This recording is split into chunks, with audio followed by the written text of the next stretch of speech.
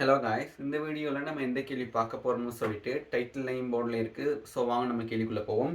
கேள்வியில் என்ன சொல்கிறாங்க அப்படின்னா, 2023ஆம் ஆண்டின் நிமலனின் மாத வருமானம் ரூபாய் 138,000 இருந்தது.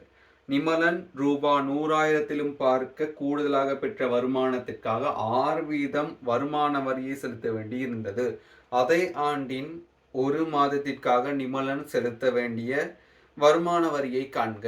ஸோ இப்போ டெக்ஸ்ட் எவ்வளோ கட்ட போறாருன்னு அப்படின்னு சொல்லிட்டு கேட்குறாங்க. பட் வருமானம், மாத வருமானம் 138,000 சொல்லிட்டாங்க. இதில் அவர் 100,000க்கு மேலதிகமாக சம்பாதிக்கிற ஒவ்வொரு தொகைக்கும் என்ன செய்ய போறாரு, அவர் 6% அப்படின்றதின் அடிப்படையில் வட்டி வருமான வரி செலுத்த போறார். வட்டியில் வருமான வரி செலுத்த போறாரு. ஸோ இப்போ இவர் ஒரு மாதத்திற்கு செலுத்த வேண்டிய வருமான வரி எவ்வளவு அப்படின்றது தான் கேள்வியா இருக்கு.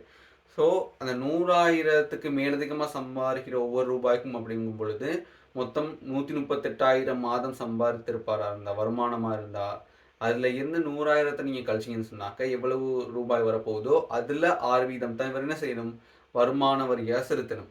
ஸோ 138,000லேருந்து 100,000 கழிப்படுமா இருந்தால் 38,000 ரூபாய்க்கு தான் என்ன செய்ய போகிறாரு, அவர் வருமான வரி செலுத்த போகிறாரு.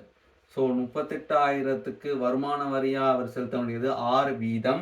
6%த்தை நான் பின்னத்தில் போட்டேன்னு சொன்னாக்க 100ன் மேல் 6 அப்படின்னு சொல்லி வரப்போகுது. ஸோ இதை நம்ம சுருக்கணும்னு சொன்னால் நமக்கு என்ன செஞ்சிடும், வருமான வரி எவ்வளவு அப்படின்னு சொல்லி வந்துடும். இதை சுருக்கிறது எப்படி, குறுக்கு பெருக்கம் செஞ்சால் 0 வெட்டப்படும், 0 வெட்டப்படும். இப்போ இவங்க 2 பேரும் பெருக்குனா வரக்கூடிய பெருமானம் தான் வருமான வரி.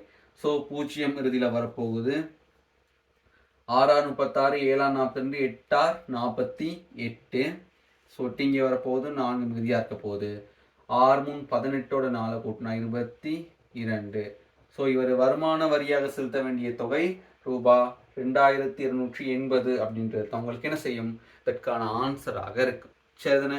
இந்த ஆன்சர் இப்போ எடுத்துருந்தீங்கன்னு சொன்னாக்க உங்களுக்கு 2 புள்ளிகள் வழங்கப்படும். ஸோ அந்த கேள்வி விளங்கியிருக்குன்னு சொல்லியிருக்கேன். இலகுவான கேள்வியாக தான் இருக்குது. இதில் என்ன நீங்கள் பார்க்கணும் அப்படின்னு சொன்னாக்க, இதில் என்னது மாத வருமானம்னு சொல்லியிருக்காங்க. ஓகே, இதே ஆண்டு வருமானம்னு சொல்லியிருப்பாங்களா இருந்தால் வரக்கூடிய ஆன்சர் என்ன செய்யணும், 12ஆல் வகுத்து மாதத்துக்கு எவ்வளவு வருமான வரி செலுத்தணும் அப்படின்னு சொல்லி நீங்கள் என்ன செய்யணும், கண்டுபிடிச்சு கொள்ளணும். கேள்விக்கு ஏற்ற மாதிரிக்கே மூவ் பண்ணுங்கள்.